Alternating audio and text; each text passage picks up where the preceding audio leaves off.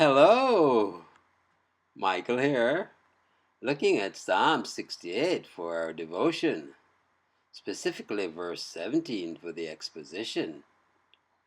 This psalm, which may be subtitled, God shall scatter his enemies.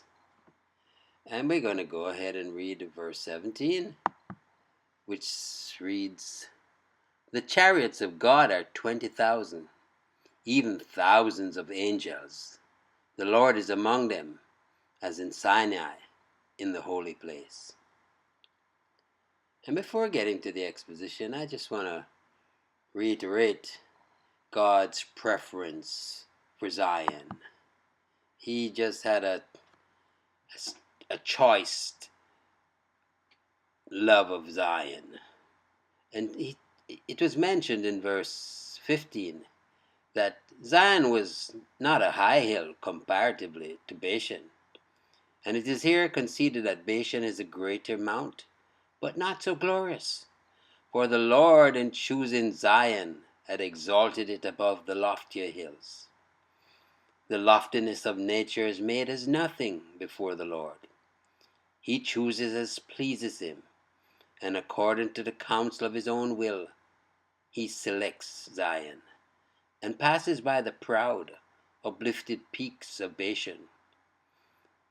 Thus doth he make the base things of this world, and things that are despised, to become monuments of his grace and sovereignty. And that has just rested with me, and I did harness these pictures that supposedly represent Zion and wanted to share them. So let's get back to verse 17 then, the exposition, as written by Charles Spurgeon from the Treasury of David.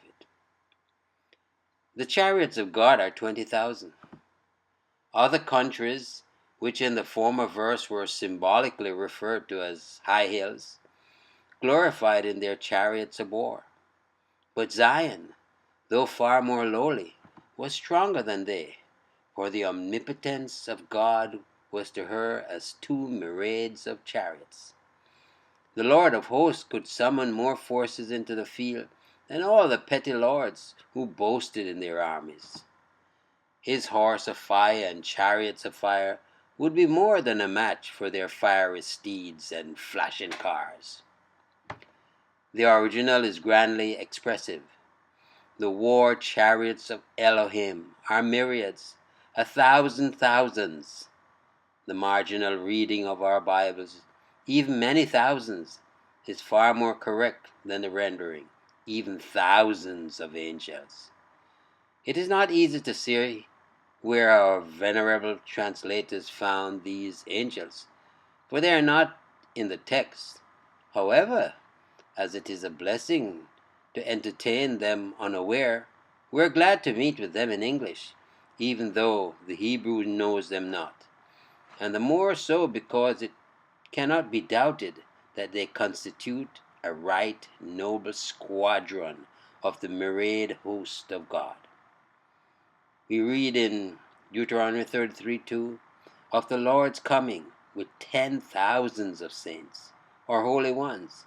And in Hebrews 12:22, we find upon Mount Zion an innumerable company of angels, so that our worthy translators, putting the text together, infer the angels, and the clause is so truthfully explanatory that we have no fault to find with it. The Lord is among them, as in Sinai, in the holy place, or it is a Sinai in holiness. God is in Zion as the commander-in-chief of his countless hosts, and where he is, there is holiness.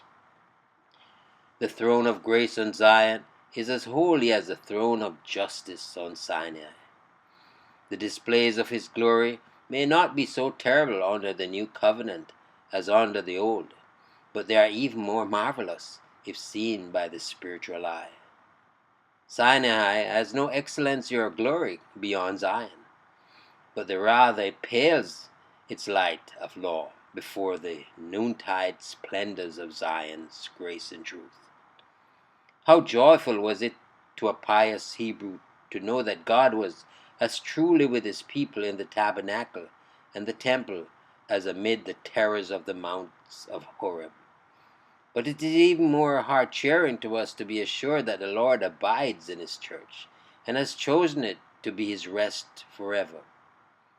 May we be zealous for the maintenance of holiness in the spiritual house which God condescends to occupy.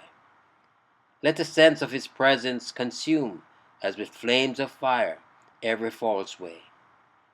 The presence of God is the strength of the church. All power is ours when God is ours. 20,000 chariots shall bear the gospel to the ends of the earth, and myriads of agencies shall work for its success. Providence is on our side, and it has servants everywhere. There's no room for a shade of doubt or discouragement, but every reason for exultation and confidence. Oh, bless me, our God. He ain't no wimpy God. Oh man, thousands and thousands. Bless his holy name. Worthy of our praise. Worthy of our love. Worthy of our devotion. Trust you enjoyed the meditation. Michael here declaring yet again, Jesus is Lord. Until next time, be